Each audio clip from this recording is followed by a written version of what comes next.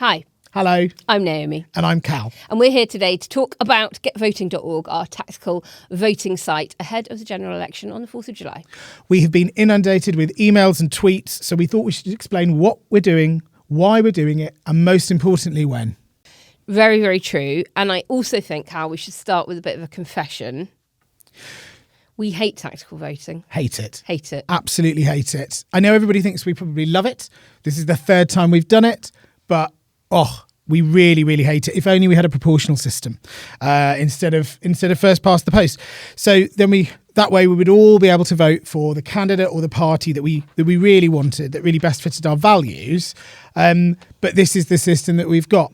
And so until that changes, we have to vote tactically. And we do campaign for PR. We've been campaigning for PR for a very long time and we'll continue to do so after the election. But for now, we're going to have to suck it up and crack on with getvoting.org until we have got this election out of the way. Yeah, exactly. For now, it's all hands on deck to change the government. So our mission at Best for Britain is to fix the problems that Britain faces after Brexit and get us a much closer relationship with the EU. We know that we can't do that without a new government. The current one just won't deliver the relationship we need. I probably don't need to tell them that. So that is why we're doing it. Yeah, exactly. So we're going to be using our tactical voting tool, getvoting.org, to give voters the information they need to make the decision locally that will change the government nationally. And it's not just good enough to get this government out. We need to keep them out for a generation. Their defeat needs to be so bad that they're locked out for a decade. Yeah, it's going to take years to even begin to undo the damage that they've done to the country. And we really need to give them a drubbing at this election and get rid of the worst of the populist MPs. So that they're just not there when the new government's in place, making noises on the opposition benches. Get rid of the... Exactly. There are going to be very few experienced MPs in the Tory party. They will probably set the agenda. I mean, look, they haven't even selected all of their candidates. So the worst ones need to go, or they will continue to be a nightmare in opposition. Right. I think let's just jump into the questions that we've been getting in from people. So hit me with some, I'll throw some at you. So one thing that people have asked is the polling data, and that's who's showing the highest on the bar chart currently in getvoting.org, is that going to be used to make tactical voting recommendations? No. Our tactical voting recommendations are not live yet. The data that is on getvoting.org at the moment is from an MRP mega poll that we did just after the Chancellor's budget in the spring. And it was a nowcast, so it wasn't a forecast. It was just, if there were an election held today, how would you vote? And we didn't bake in any tactical voting assumptions or do any forecasting at all. Yeah. But it's really good that we had that and that we have been tracking voter sentiment in each seat over the last 8 months, tracking which parties are trading votes with which. But it's not going to be what we use for the tactical vote recommendations. We've got a new MRP in the field and we're going to be sort of doing rolling polling between now and the election.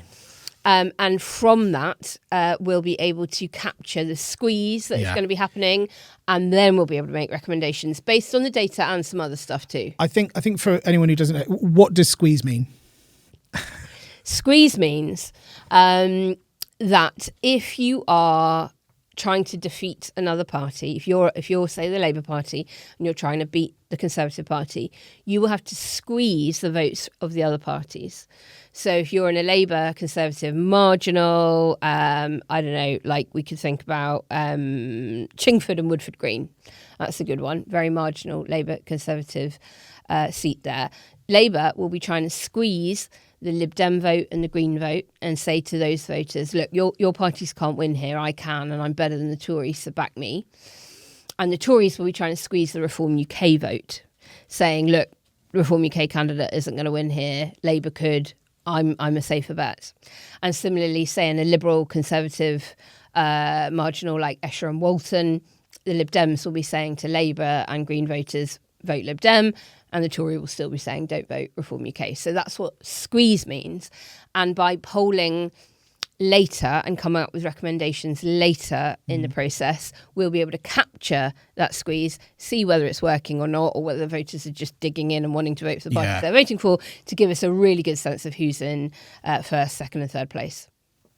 Right, that makes a lot of sense, and actually leads on to one of the questions that we have had a lot of people asking, which is when exactly the getvoting.org recommendations will be live. Timing is everything. Yeah. So we could have gone out early and said from 24 hours after Sunak called the election, here's our recommendations, but we wouldn't have been able to accurately capture that squeeze. We wouldn't have known fully whether targeted seat campaigns were being effectively heard by constituents in those seats, voters in those seats, and were having an impact. So timing is everything. We have, as I say, we've got the polling in the field at the moment. We'll keep polling right up till postal votes drop. So I promise you that our recommendations will be up well in time for anybody who's registered for a postal vote to be able to fill it in and return it in time. At the moment, the big countdown clock on getvoting.org is counting down to 10 a.m. on the 17th of June. That is when we will have all of our recommendations live by. Okay, so first off, why did we call it getvoting.org? Well, that was the name back in 2019.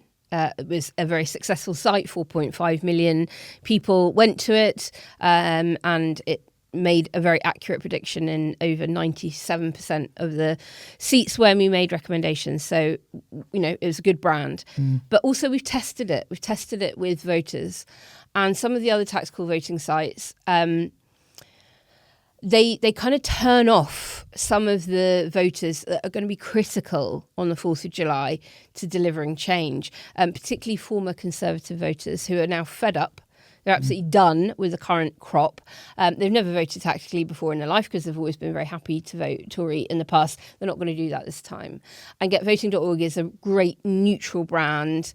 They like it. It doesn't turn them off. It doesn't make them feel like it's their fault that we've landed up with the disaster government that we've had for the last 14 years. And so, that's why we're sticking with getvoting.org. And we've tested our messaging with those groups. We know how to reach them. We know where they are in the country, where they are in the most marginal seats, where their vote really is going to make a difference.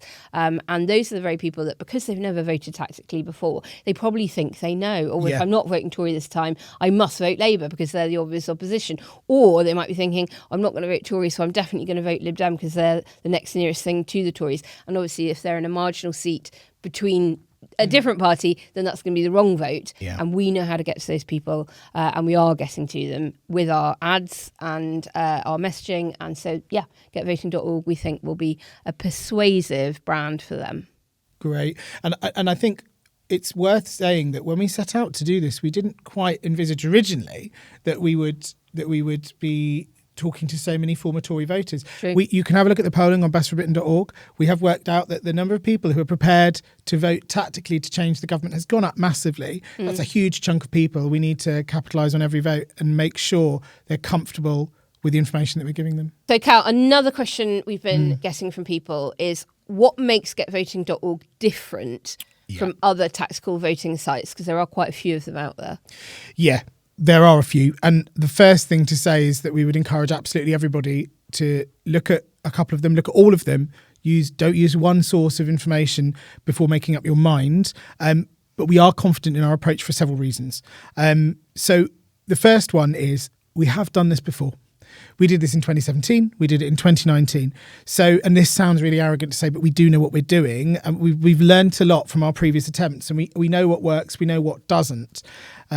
And at the last election in 2019, getvoting.org correctly recommended the highest placed Remain candidate. And that's because that election was much more about Brexit. This election, it won't be.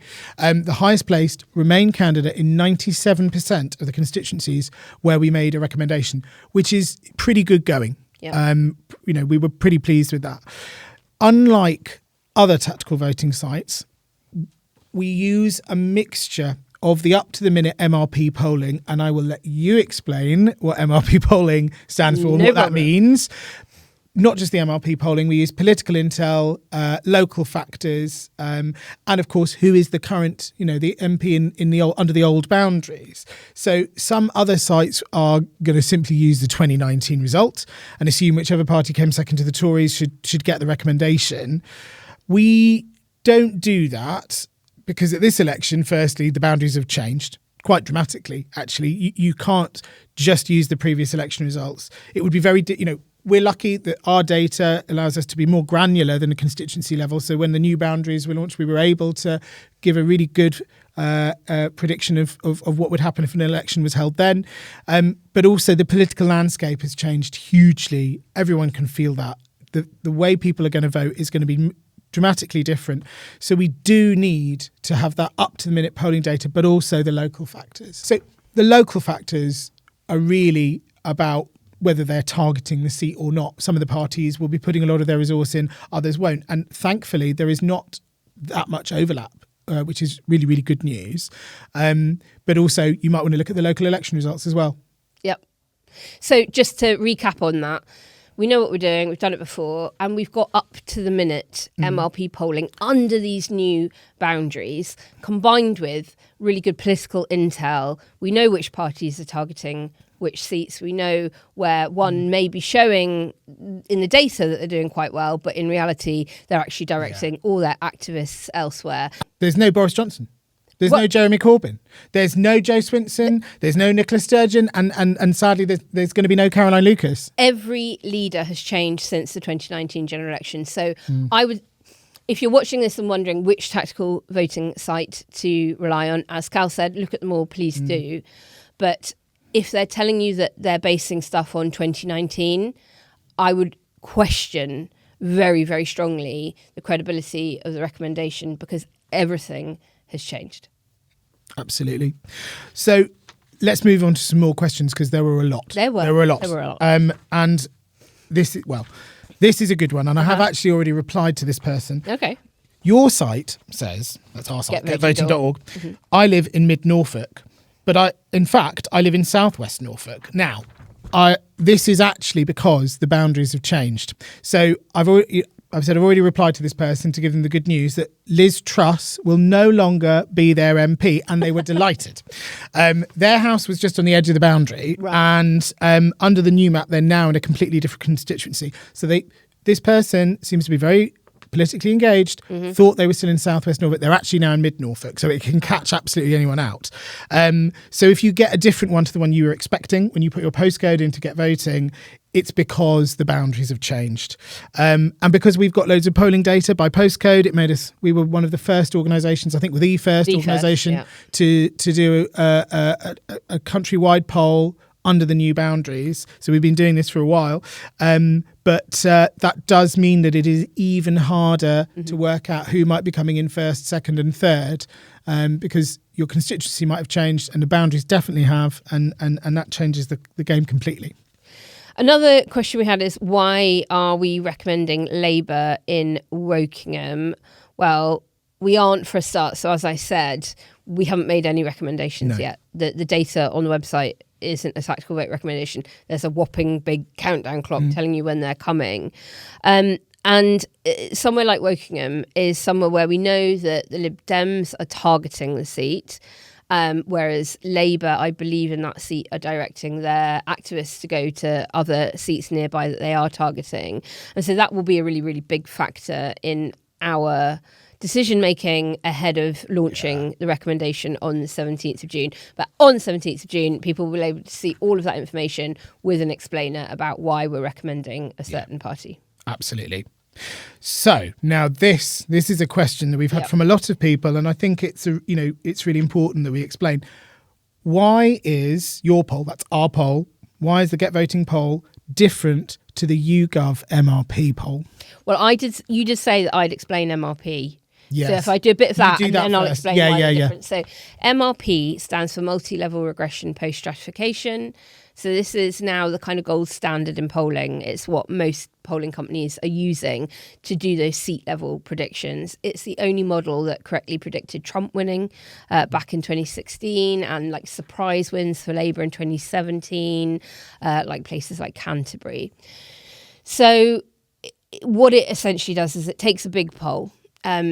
When you hear about, poll says that 52% of people like eating Big Macs, that's usually based on a poll of about 1,800 people. An MRP poll will have an underlying poll 10 times as big as that. It'll be 10, 20, 30,000 people poll. And it also then incorporates an enormous amount of other data. So it draws in data from the Census, Office of National Statistics, other places, and you've got thousands of rows of data in the algorithm. And from that, you can infer a probability. So it might be that, a person aged 18 to 24 with a degree living in the borough of Camden has got an 80% chance of voting Green or a 90% chance of voting to remain in the EU. And then the stratification part of it is, and how many people who look like that characteristic live within the boundary of the areas that you're looking at. And that is how you're able to get a really much more accurate probability of which parties are going to get which number of votes in each seat. Now, lots of companies now do MRP. Our one that was conducted by Survation was a nowcast. So it's asking people, if there were an election today, how would you vote? The YouGov one that people are saying differs from ours was a forecast. So they did the nowcast, and then they add in, and this is sort of proprietary information for their own IP. They don't really publish this stuff, but they then put in assumptions, tactical voting assumptions and turnout assumptions and things like that to do a forecast on top of that nowcast. And they say, we think this is who would win the seat. The interesting thing between their poll and ours is actually in the vast majority of places, it's exactly the same. Yeah. There are not that many seats where it's calling it differently. And even where it is, it's actually not by very much. And the margin of error is very, very small between the two of them. So ours was done in March. It was really only looking for what was happening then as a snapshot in time. We didn't know there was going to be an election. And our new MRP poll, which is going to be much more extensive, will reflect any local campaigning that's going on, and will also be sort of doing a bit of a prompt for naming some of the candidates in each seat that are standing there, which we also think will give a much more accurate view of how voters are actually going to vote on the 4th of July. Excellent. Very well done. It's difficult to condense all of that information about a very complicated process. That's great and I think easy to understand. Next question. Will you be making recommendations in Scotland? Well, the honest answer is we don't know. We're not sure yet. Our main focus is on backing the best placed candidate to defeat the Tories. And in somewhere like Scotland, the vast majority of the battles are between SNP and Labour. And don't really feature the Conservatives at all. In fact, I wouldn't be surprised if they're wiped out completely after this election in Scotland. So I think we're going to wait and see what our MRP polling comes back with before making any firm decision about whether we'll do tactical voting in Scotland. But that is the honest answer at the moment. Right, we're also getting questions about your polling looks like Lib Dems and Labour are neck and neck in my seat. What should I do? Yeah, well, this is the case in a lot of parts of the country, and look, in some places we just won't be making a recommendation for exactly that reason. It's just a bad idea for tactical voting to happen because both parties are doing as well as each other, and it's not helpful for a site like getvoting.org to weigh in. You'll notice on that dial that's on the tactical voting recommendation page, recommendations are not live, but you can see the dial. There is a little heart symbol, and that means vote with your heart. And that's going to be the case in quite a few places. And we're not afraid to say that where we think that is really the best, where we can't add any value. If it's too close to call, we'll leave it to people to vote with their conscience, because there's just no point in calling it incorrectly and giving people bad advice. So if it's genuinely too close to call, we won't call it. I'll let you answer this one. Yep. How can I be sure that this is the right tactical vote? And how do you know what chance each party has of winning? Okay, well, we have been tracking constituency level data for years and years. As anyone who has followed Better Britain will know. But what we're doing with our current poll isn't just doing that snapshot. We're also doing probability of a party winning. How, you ask? Well, for the statistical nerds among you, you'll have heard of something called the Monte Carlo analysis. What this does is it reruns the poll under very variable, tiny changes to conditions, thousands of times. And what it does is it says, having rerun this thousands of times, how many times do the Tories win? Do Labour win? Do Lib Dems win? Do Greens win? Do Reform UK win? Does SNP win? Does Plaid win? And so say it was running it 100 times and Labour won 55 out of 100 times and the Tories won 45 out of 100 times, the analysis would kick out, well, the Tories have got a 45% chance of winning here and Labour have a 55% chance of winning here. And at no point did the model kick out the Greens or the Lib Dems or whatever winning it. Now, in some seats, it will do, and that'll be different. I was purely using that as an example. But what it's doing is it's inferring a probability on rerunning and rerunning thousands and thousands and thousands of times before, under very specific conditions, when the moon aligns with Jupiter and turnout is actually very, very high amongst this particular age group, then boom, there is a 1 in 100 chance of this party winning.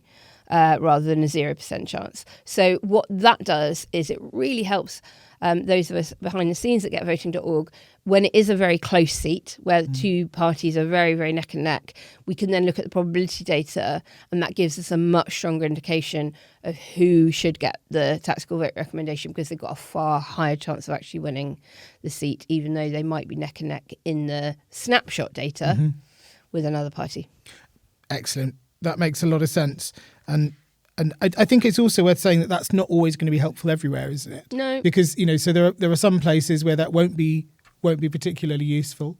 And in some target seats, it's useful where it's close. Yeah, exactly. I might take this next question myself, actually. Go for it. So, what if people don't know who is in second place or which seats have strong local factors? Well, this is the biggest problem. And it's why we want as many people as possible to see all of the information that we've put on the site, onto getvoting.org. So look, once we've published the recommendations on the 17th of June, please do share getvoting.org on your socials. Make it very clear that they should also use more than one source of information. But we've made it very easy to hit one button. You can share it on Twitter. I'm not calling it X. Sorry, Elon. Share it on Twitter. Share it on X. And you can share either the constituency or you can share the overall site. It's very easy to use. You just put your postcode in. But it is vital that people have as much information as possible. The boundaries have changed. The way people are going to vote has changed. Everything has changed. And we think that Get Voting gives people as much information as we can without it being too much information to get it right at this election. And there are millions of people out there in the country who really need a change of government. That this is quite serious for them. They are struggling to get a doctor's appointment or the care they need in hospital. There are people the schools are crumbling, the infrastructure is crumbling. A lot of people can't wait any longer. They really need to get us right at this, get us to get it right, to vote the right way at this election. So we hope that Get Voting helps them do that. That's probably enough questions for now. That was a huge amount of information in one go. Thank you for your questions. Please keep them coming in and we'll probably do another one of these before the 17th of June. Excellent. See you soon. Bye.